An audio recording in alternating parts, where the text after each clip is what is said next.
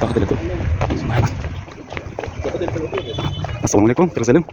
Takut telekom машиналар көп. Так, мына жақтан кезек-кезегі менен тек қараудан өтіп жатады. Так.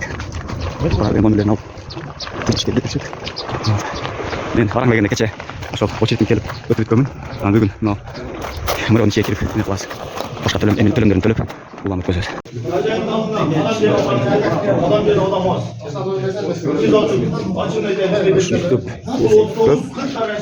Кезек мында карасак, могул жерде кезек деп жазылып атат. Так, азыр канчанчы очередке келдик бекен? Так, 44-кө келип калыппыз. Бүттү сенге? Күнүнө башкадан очередтер жазылат кезектен.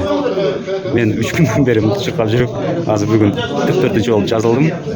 44 болуп жазылып, буюрса келип калат бүттү.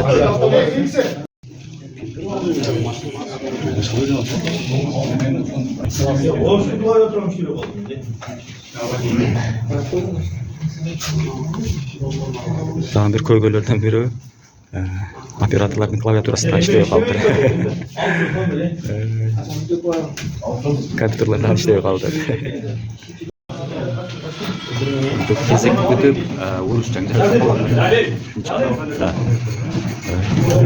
Мал бала жумуштан эле келиптир. Бир өзүңүздү көрсөтүп коюңуз таксыр. Так. Мына бир өзүңүздү көрсөтүп коюңуз. Так. Мындай жумуштан эле келиптир бир таксырчы.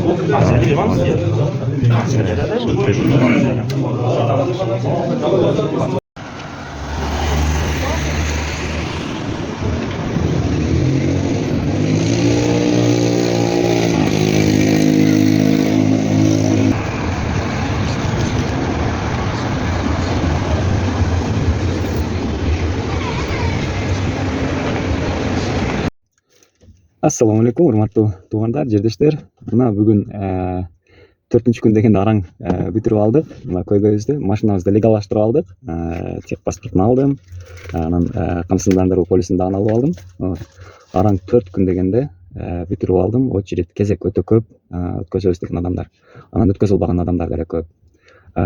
Бир проблема энди бүттүгө десек болот, бирок башка проблема дагы жаралып калды арада. Бул проблеманы бүтүрүш үчүн мен карызга акча алдым. 50 миңдей карызга алып туруп, мына ишимди бүтүрүп алдым. Бирок ошол карызды эми төлөш калды. Мурунун өзүндө бир нече адамдар энди бүтүрө албай жүрүшөт. Ал проблемалар мындай болуп атат да. Машинаны 2025 алып кирген адамдар кайра бул жерде өткөзө албайт экен, кайра кетиш керек экен. Ошондой. Бул бир көйгөй болуп атат, адамдар кайра кетишип атат, мына жылдары киргендер. Дагы бир көйгөй көргөнүм,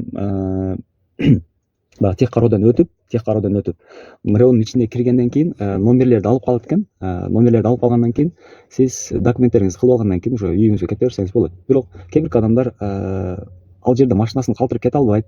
Алыстан келгендер бар. Мына Жалал абадтан келиптир, биз мына Кызылкедеде турабыз. Жалал абадтан келген адамдарды көрдүк. Оштон келген адамдар бар экен. Өтө алыс жактан келгендер. Алар бечаралар энди эмне кылат? Бир 2 күн 3 күн күтүп тургула дейт. Номерлер келсе анан аласыңар. Анан кээ бир мына жакын арада жашаган, жакын аймактарда жашагандар, алар дагы келишкен. Кайра мөрөөдөн машина менен чыгышы менен гаилер дагы күтүп отурат.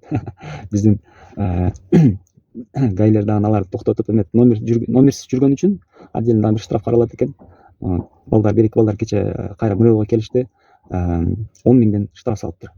10 миң дагы бир отдельно бир көйгөй болуп атат да, бул эмелергечи, кээ бир адамдарга. Кээ биркилери жай тапса, ошол жерде эле машинасын калтырып кетип атат. Мөрөөнүн ал бул жерлеринде үйлөрдүн арасында место болсо, бирок место да эле жок экен. Өтө кыйын бул моменттен.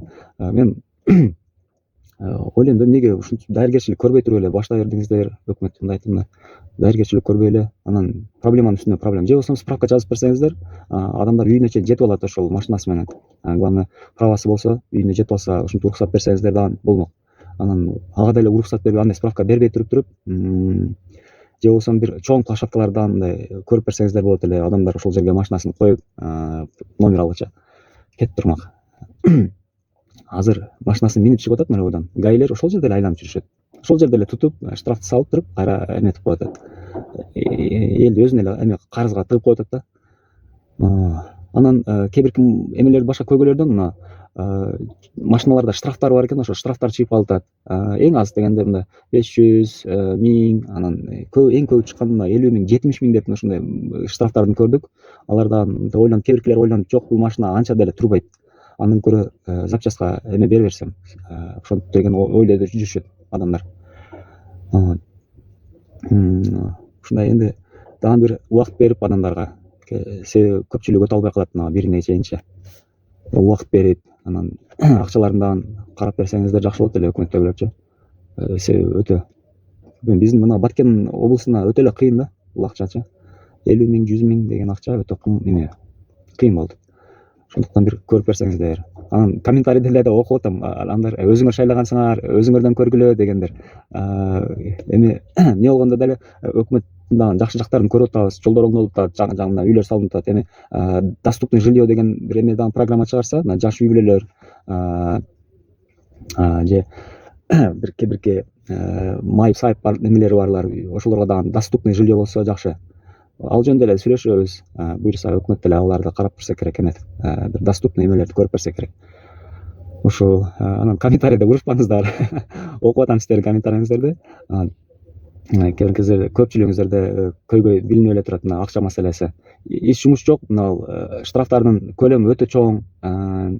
Алар бүтүн Россиянын эмесин эле копировка кылып туруп эле биздин эмеге законодательствого, мына биздин мыйзамга эле киргизип койгон эмелер да, эмелерчи.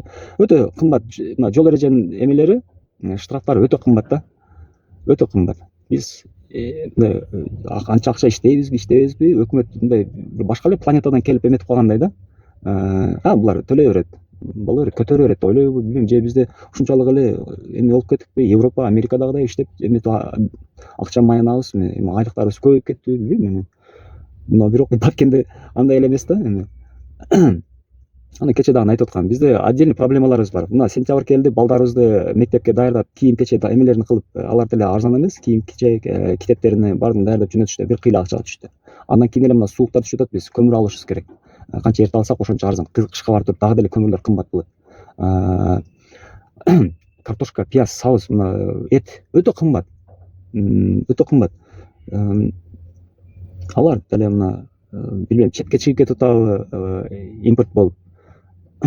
Ошондуктан алардын баалары көтөрүлүп кетип атабы. Бирок өтө кымбат да, аларды биз камсыздап алыш керек. Кышкыга даярдап алышыбыз керек. Картошка, пияз, сабыз дегендей болот.